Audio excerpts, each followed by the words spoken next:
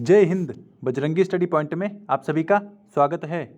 साथियों, UP police का exam complete हो चुका है और अब आगे डीवी पीएसटी होना है, यानी जो लोग क्वालिफाई करेंगे उनको रनिंग के लिए और डीवी पीएसटी के लिए आगे बुलाया जाना है।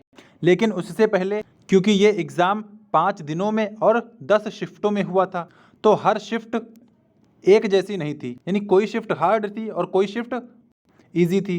तो जो शिफ्ट आसान थी उस शिफ्ट में बच्चों ने अच्छे क्वेश्चन किए और जो शिफ्ट हार्ड थी उसमें बच्चों ने कम क्वेश्चन किए। तो जिसका शिफ्ट आसान था और जिसका शिफ्ट हार्ड था, उन दोनों को इक्वल लाने के लिए जो प्रोसेस किया जाता है उसे नॉर्मलाइजेशन बोला जाता है, यानी सबको एक समान बनाना ही नॉर्मलाइजेशन कहलाता है। तो सबसे पहली बात, आपको नॉर्मलाइजेशन का मतलब पता होना चाहिए कि नॉर्मलाइजेशन मतलब क्या होता है। फिर हम लोग बात करेंगे कि कौन सी शिफ्ट इजी रही थी और कौन सी शिफ्ट हार्ड रही थी और किस शिफ्ट के कितने नंबर बढ़ सकते हैं और रनिंग के लिए कट ऑफ क्या जाएगी। हालांकि कट ऑफ तो बता चुका हूं मैं, लेकिन एक बार यहाँ और बात कर लेंगे कि कितने नंबर हों आपके, तो आप अपने आप को सेफ माने कि इतने नंबर हैं, क्या मेरा हो जाएगा। तो इसकी भी चर्चा हम लोग यहाँ पर करने वाले हैं। तो चलिए बात कर लेते हैं। देखिए, भर्ती बोर्ड ने अपनी तरफ से ये ऐलान कर दिया है कि जो फिजिकल में पास होंगे, यानी फिजिकल के लिए बुलाए जाएंगे, वो 3 गुना 3x बच्चों को बुलाया जाएगा। और यहाँ पर इन्होंने साफ लिखा है कि 3 गुना अभ्यर्थियों को शारीरिक दक्षता के लिए बुलाया जाएगा। यानी 60,000 में से अगर उसका 3 गुना करें तो लगभग 1,80,000 प्लस ही होगा, क्योंकि 244 और है, उसका भी 3 गुना होगा। तो 1,80,000 बच्चों को फिजिकल के लिए बुलाया जाना है। और पहले जो चल रहा था वो लगभग 2.5 गुना ही था। तो इसमें जो फिजिकल की कट ऑफ जाएगी वो थोड़ा और कम हो जाएगी, क्योंकि पहले 2.5 गुना बच्चों को बुलाया जाना था, अब 3 गुना हो जाएंगे। तो यानी इसमें कट ऑफ और कम देखने को मिलेगी। तो हालांकि हम लोग बात करेंगे कि कितनी कम हो सकती है कट ऑफ, लेकिन पहले ये जान लें कि किस शिफ्ट का पेपर कैसा रहा है। देखिए, पूरे सर्वे के साथ आपके सामने ये डेटा दिया जा रहा है। यूपीपी कांस्टेबल री एग्जाम 2024 का डेटा है ये, और ये इन 5 तारीख का डेटा है। 23 अगस्त का भी है, 24 अगस्त, 25 अगस्त, 30 अगस्त और 31 अगस्त। और यहाँ आपको शिफ्ट 1 दिख रही होगी, शिफ्ट 2 दिख रही होगी। देखिए, जो 23 अगस्त का पहला शिफ्ट था वो ईजी टू मॉडरेट लेवल का था, क्योंकि देखिए इसमें बच्चों को पता भी नहीं था कि कैसा पेपर आएगा, तो इसीलिए ये ईजी टू मॉडरेट रखा गया था। और चूंकि पहली शिफ्ट से लोगों को थोड़ा बहुत अंदाजा लग गया था, इसलिए उसको थोड़ा बहुत इजी से डिफिकल्ट बना दिया गया।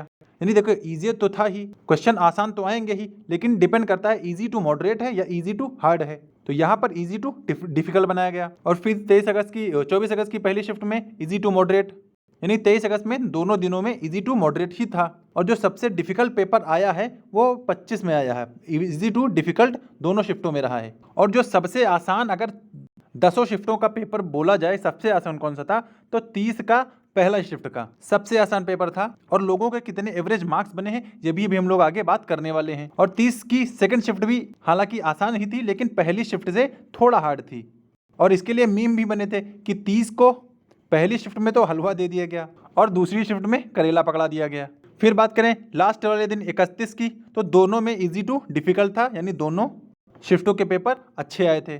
फिर आगे बात कर लें कि कितने एवरेज मार्क्स बन रहे हैं सभी शिफ्टों के, यानी सभी शिफ्टों के हिसाब से अगर एवरेज मार्क्स देखें तो 23 अगस्त की जो पहली शिफ्ट थी उसमें 95 क्वेश्चन लोग अटेम्प्ट कर रहे थे, और ये सही, यानी काट पीट के ये लोग 95 एकदम इनका सही आ रहा था। वहीं सेकंड शिफ्ट में ये 90 क्वेश्चन आ गया।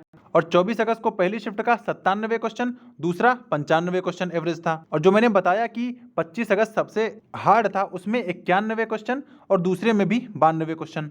और 30 अगस्त की पहली शिफ्ट जो कि सबसे आसान थी, ये देखिए आप एवरेज सबसे ज्यादा देख सकते हैं 100 क्वेश्चन का। तो यानी ये कह सकते हैं कि 30 अगस्त की पहली शिफ्ट का पेपर वास्तव में आसान था। वहीं सेकंड शिफ्ट का भी उससे थोड़ा अच्छा था, यानी लोग 97 यहाँ पर एवरेज जा रहा है। यानी 30 अगस्त में जो पेपर था वो लगभग आसान ही था, और पहली शिफ्ट में बहुत ज्यादा था, दूसरी शिफ्ट में कंपैरेटिवली थोड़ा कम था।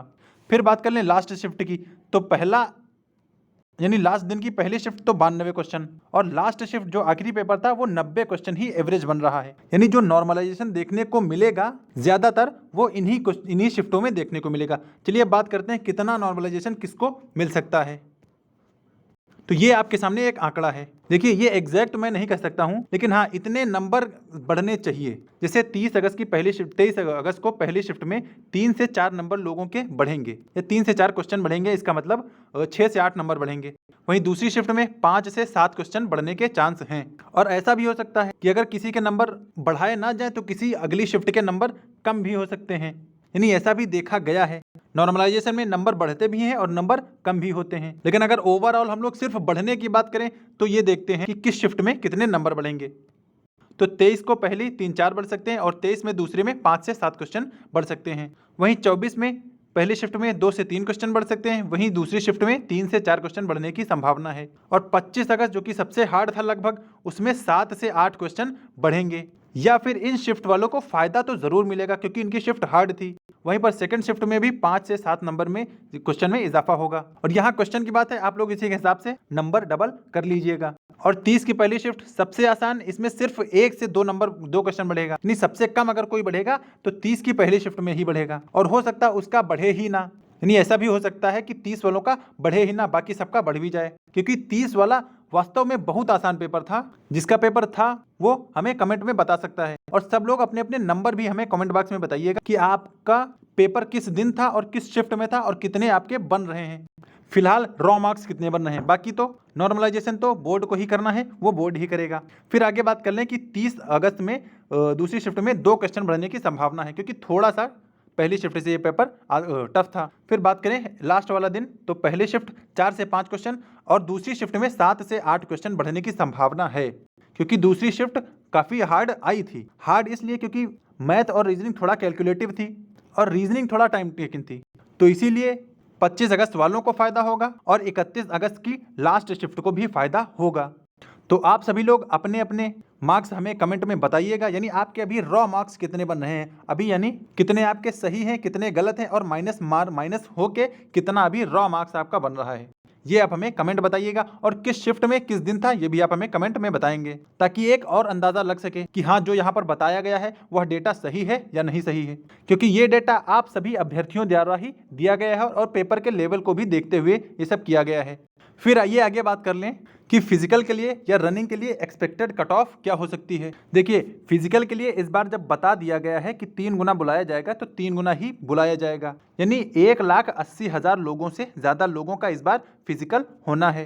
फिजिकल यानी DVPST, रनिंग और फिजिकल स्टैंडर्ड टेस्ट, ये तीनों चीज़ें होनी हैं। तो जब 3 गुना बच्चे बुलाए जाएंगे तो 2.5 गुना के हिसाब से तो कट ऑफ थोड़ा कम ही जाएगी। तो अगर हम लोग बात कर लें कि रनिंग के लिए एक्सपेक्टेड जो कट ऑफ हो सकती है वो क्या हो सकती है, आप लोग कितने नंबर पर रनिंग शुरू कर सकते हैं, तो फिलहाल अगर आपके 90 प्लस क्वेश्चन बन रहे हैं जनरल कैटेगरी से तो आप अपनी रनिंग स्टार्ट कर दीजिए। और कैटेगरी वाइज आप लोग अपने अपने नंबर 4-5 नंबर कम कर लीजिएगा। अगर इतने नंबर आप सभी के बन रहे हैं, इतने क्वेश्चन अभी फिलहाल सही हो रहे हैं, तो आप लोग अपनी रनिंग धीरे धीरे स्टार्ट कर दीजिए। क्योंकि देखिए 150 में 100 क्वेश्चन कर पाना भी अपने आप में एक चुनौती है, क्योंकि यहाँ पर नेगेटिव मार्किंग का भी हमें ख्याल रखना होता है और हमें गोला भी भरना होता है और ये भी सोचना होता है कि कोई क्वेश्चन गलत ना होने पाए।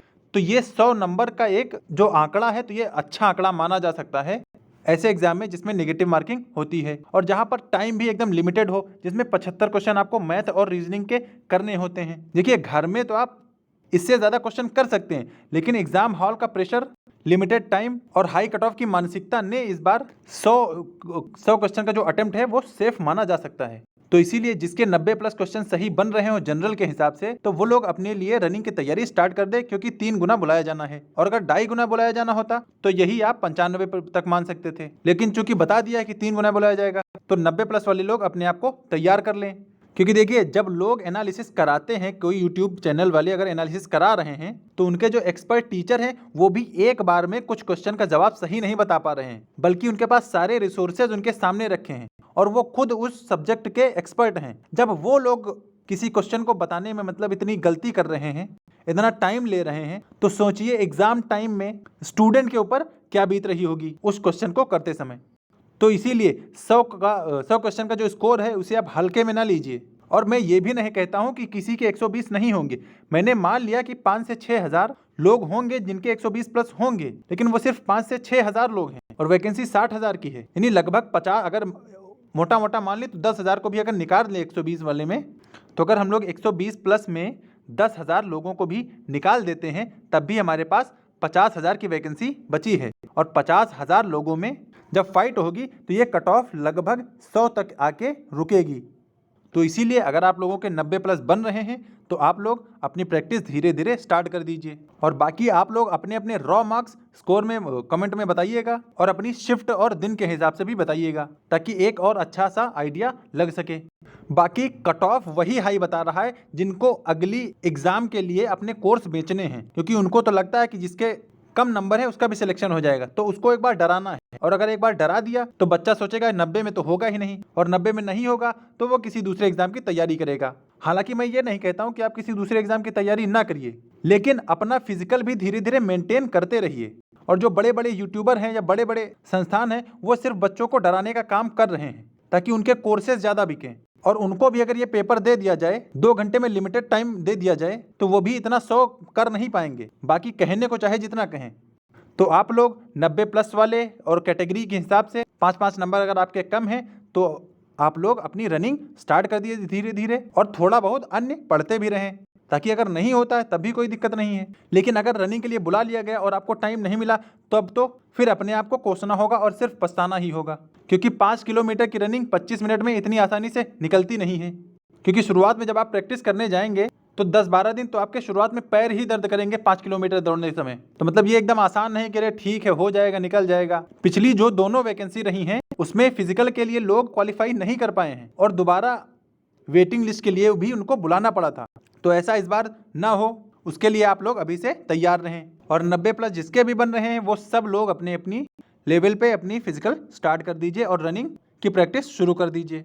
और बाकी आप लोग अपने अपने नॉर्मलाइजेशन मार्क्स वाले देख सकते हैं कि किस शिफ्ट में कितने बढ़ सकते हैं, और जो यहाँ पर डेटा दिया गया है वो लगभग सफिशेंट है। और आप लोग भी कमेंट में बताइएगा कि हाँ ऐसा आपके साथ भी हुआ है।